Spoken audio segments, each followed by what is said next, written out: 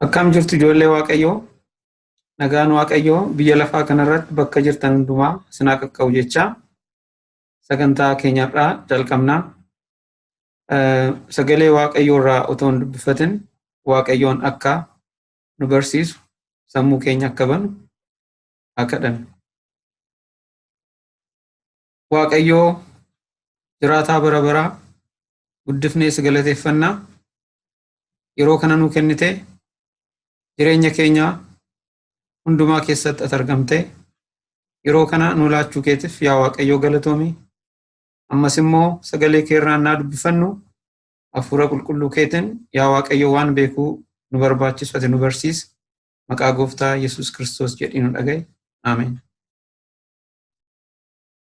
Guyyaa har'aa dhoksaa addunyaa kanaa kan beeku eenyunni? Dhoksaa biyya lafaa kanarratti dhoksaa ta'ee kan ifatti baasu eenyunni yaada jedhu akka Waaqayyoon nu barsiisu laalla. Dhoksaa biyya lafaa kanarratti akkuma laallu waan baay'ee namoota jalaa kan dhokate kan ifatti baasu kan danda'u Waaqni sammuu namatti mul'isuu akka danda'u Waaqayyoon nu barsiisuu akka danda'u laalla. Dhoksaa biyya lafaa kanaa addaan baasee nutti mul'isuu kan danda'u Waaqayyoo qofaadha. Beekaniif ogeessi eenyullee gaafii jireenya keenyaa, gaafii lubbuu keenyaa ifatti nu baasuu kan danda'u Waaqa qofa. Waaqni nuti ganamas galgalas kadhannu Waaqa dhoksaa kan ta'e jireenya keenya keessatti mataa keenya keessatti yeroo baay'eedhaaf dhoksaa ta'ee deebinsaa maal inni jennee ganamaaf galgala kan sammuu keenya irratti ba'aa ta'e kan nu rakkisullee yoo jiraate yoo gara Waaqayyoo keenyaa bira finne Waaqayyoon beekaa isa guddaadha. Kanaafuu yaada kanarraa ergamoonni Waaqayyoo hojii Waaqaa kan duraan dura bara dheeraa kanaan dura kan darbe keessa Waaqaa ergamaa ta'anii kan turan akkamitti dhoksaa kan ta'e namoonni beekuu akka danda'an gara Waaqatti akkamitti dhiyaatanii dhoksaa kan ta'e namoota bara baraa ifa ta'u akka godhan jecha Waaqayyoo irraa karaa adda addaatiin ilaaluu dandeenya. Maalidhaafi beekanii fi ogeessni biyya lafaa kana gaafii hundumaa nu deebisuu hin danda'an. Gaafii sammuu keenyaa, gaafii jireenya keenya keessatti ba'aa nutti ta'ee yeroo bara dheeraa ta'uu danda'a, yeroo xinnaas ta'uu danda'a. Gaafii kana hundumaa ifatti baasuu kan danda'u Waaqa bara baraan jiraatu.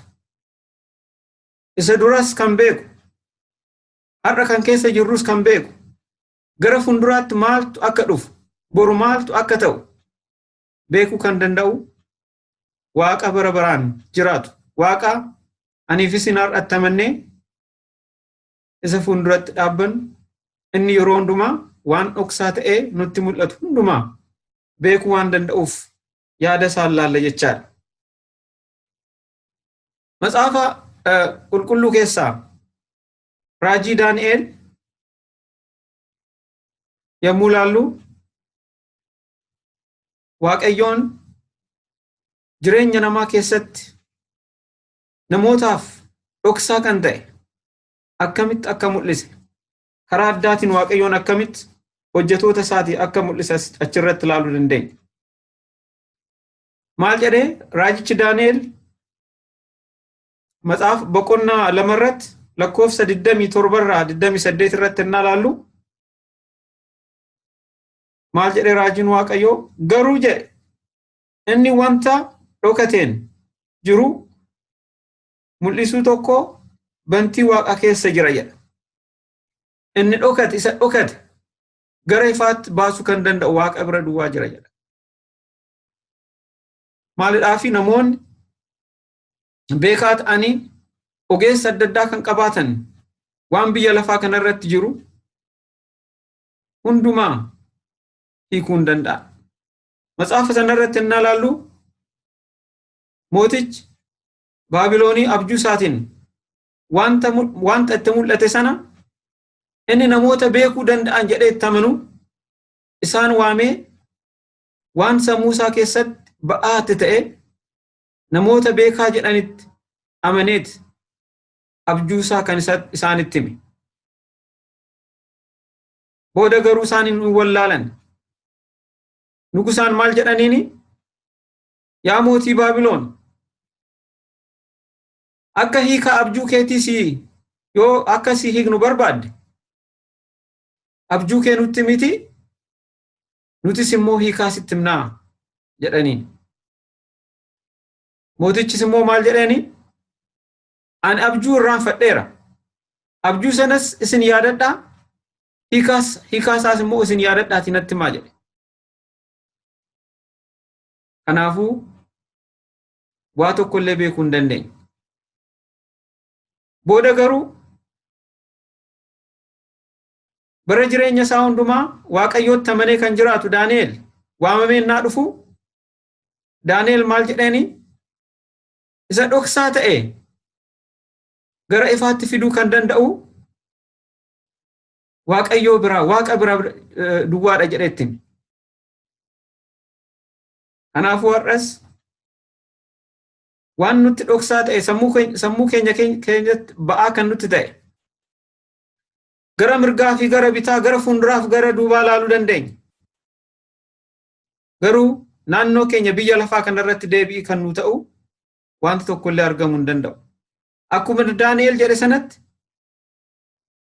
waa'ee biyya lafaa kanaa dhoksaa kan ta'e nutti himuu kan danda'u, ifatti baasuu kan danda'u Waaqayyoo duwwaadha. Kanaaf Daani'el Waaqa fuulduratti amanamee, Waaqan jiraatee, Waaqa fuulduratti jilbeeffatee, Waaqa kadhatee dhoksaa kan ta'e ogeessonni yookiin beektonni biyya lafaa kanaa kan beekuu hin dandeenye Waaqayyoon kan itti mul'ise kanaaf. Akkasumas immoo matsaafuma Daani'el sana keessatti otoo hin fagaatin gara boqonnaa 10 innaa deemtan waan biraan laallachaa achirrattis. Ijoolleen Waaqayyoo warri Yihuudaa booji'amanii Baabilooniin booji'amanii biyya Baabiloon keessa innaa jiran akka raajitti waggaa 70 akka turan himama. Garuu Daani'el waan biraa dubbifnaan wanti kun itti dhagamee Daani'el 7 Waaqa fuulduratti kufee Waaqa kadhachaa ture. Yeroo kanatti Waaqayyoon ergamaan Waaqayyoo dhufee Daani'elin akka jabaatu bara sana Daani'el jedha matsaafa irratti innaa dubbiftan 7 gaddaan turee 7 hamma guututti ani nyaata foomaa hin nyaanne jedha. Maalidhaafi Waaqa fuulduratti dhaqee Waaqa fuulduratti kufee Waaqa kadhachaa tureef wanta dhoksaa ta'e beekuudhaaf. Wanta sammuu isaa irratti ba'aa guddaa ta'e beekuudhaaf. Maalidhaaf waggaa amma dheeraa kana waggaa 70 caala maalidhaaf ijoolleen Waaqayyoo Baabiloon keessatti boo'ijamanii hafu yaanni jedha sammuu isaa keessatti ba'aa guddaa waan itti ta'eef ba'aa kana ofii isaatii baachuu hin barbaanne. Yookiin immoo ba'aa kana namoota biraatti geessuu hin barbaanne. Ba'aa kana baateessa dhaqee gara Waaqayyootti deeme. 7 soomaaf kadhaan gara Waaqayyootti dhiyaate. 7 booda ergamaan Waaqayyoo dhufee yaa Daani'el ati nama jaalatamaadha jedhee itti dubbate.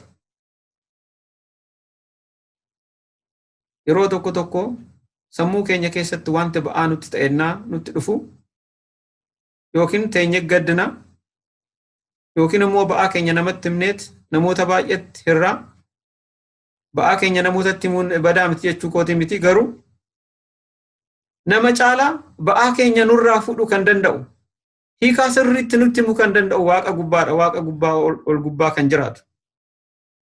Kanaaf Daani'eel ergamaan dhufee maal jedheeni guyyaa amma kanaa wanta ati kadhachaa turteef deebii isaa sitti himuun dhufee jedhee akka itti argina. Kanaafuu kanarraa maal barannaa? Jireenya keenya keessatti yeroo hundumaa humna kan nu kennu kan dukkana ta'e ifatti baasuu kan danda'u Waaqayyoo isa ulfaataa isa bara baraan jiraatu. Jireenya namaa keessatti deebii guddaa kan ta'u isa qofaadha. Ammas Matsaafa Qulqulluu keessaa kan biraan naa laallu waa'ee seenaa Nehemiyaa hundi keenya beekuu dandeenya. Nehemiyaan warra ijoollee otoo gara Baabiloonitti dhufin warra Yerusaalem keessatti hafan waa'ee isaanii gaafa dhaga'e maal gochaa akka ture ammas immoo matsaafarraa dubbisuu dandeenya. Na maal jedhaa? Gaafa waa'ee ijoollee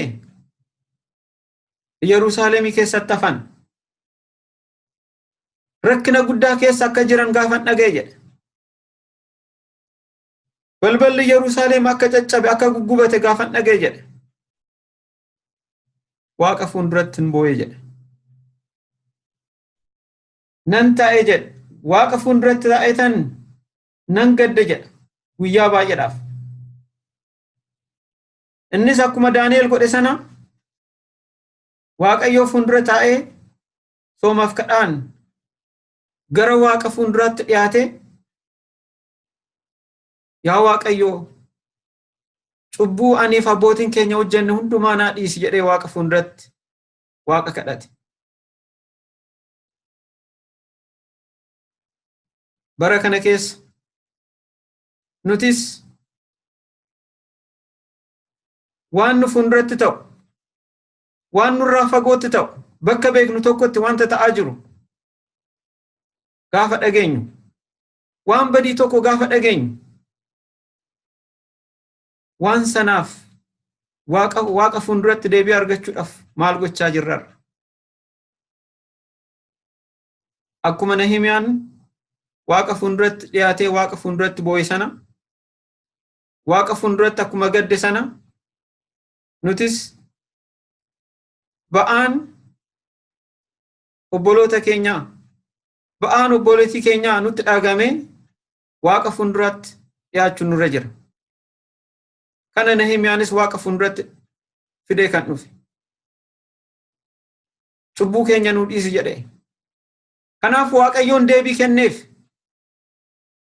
Karaa nugusa biyya sanaatiin Waaqayyoon Nehemiyaadhaaf iyyama kenneefi deebee gara Yerusaalem akka deemu mana Waaqayyoo isa bade sana mana Waaqayyoo isa diigame sana dhaqanii akka ijaaran karaa ergamaa Waaqayyoo kanaaf akkasitti akka kenne laala.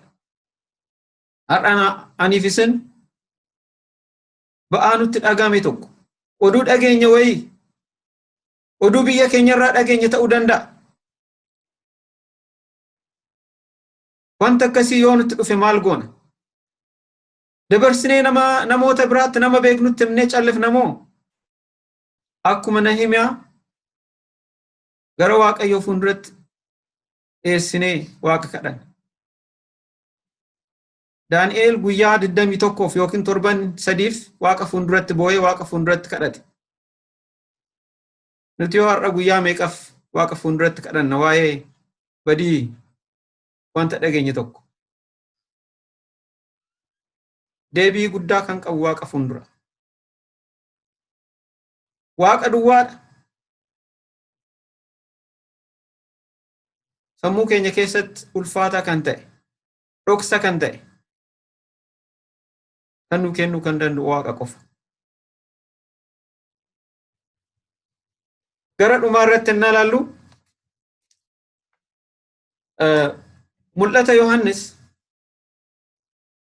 matsaafa keenya isa dhumaarratti mul'ata Yohannis boqonnaa 5 irratti innaa laallu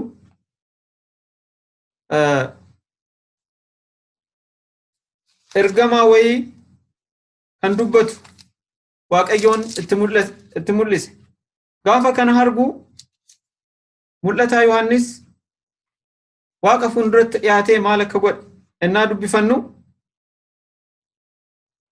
kitaaba maatama adda addaatiin kan irratti barreeffame chaappaadhaan kan dhaame wanta innaa argu Waaqa fuulduratti dhiyaatee innis maal jedhe Waaqa fuulduratti jilbeeffatee Waaqa innaa kadhatu maal jedhe Waaqa fuulduratti nan bu'e jedhanis maaliidhaaf bu'e eenyullee kan banu hin argamne matsaafa eenyullee kitaaba sana kan banu eenyullee hin argamne jedha eenyullee waan hin argamneef Waaqa fuulduratti nan bu'e jedha achiin booda hin boo'ini ergamaan hin boo'ini inni leenci Yihuudaa inni baruu danda'a hiikaasaas immoo sitti himuu danda'a yaada jedhu asirraa ilaalla jechaadha. Kanarraayis maal wanti barru maal inni mul'ata Yohannis boqonnaa 5 akkuma jirutti yeroo dubbiftan hiikaasaa wayim immoo ergaasaa laaluu dandeenya.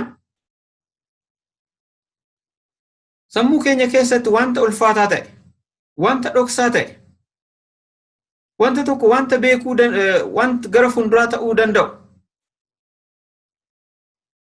waan sana yoo baruu barbaanne akkuma ijoollee Waaqayyoo kanaan dura akkuma Daani'el akkuma Nahimiyaa akkuma mul'ata Yohannis gara Waaqayyoo fuulduratti dhiyaachuun mirga keenya. Beellamallee nu barbaachisu. Fakkeenyaaf amma otoo mootii biyya lafaa kana qaaman dhaxxanii laaluu barbaadan akka salphaatti wanta danda'amuu miti. Eenyummaan keessan sirriitti qoratameet maaliidhaaf akka dhaquu barbaaddu gaafiin kee maal akka ta'e yeroo baay'ee fudhachuu danda'a. Kanaafuu laalaagaan mootii biyya lafaa kanaa foonuma akka kan keenyaa foonuma kan uffate akkuma namni hundumtuu du'u kan boru du'aan darbuu danda'u namoonni bakka guddaa kennuuf.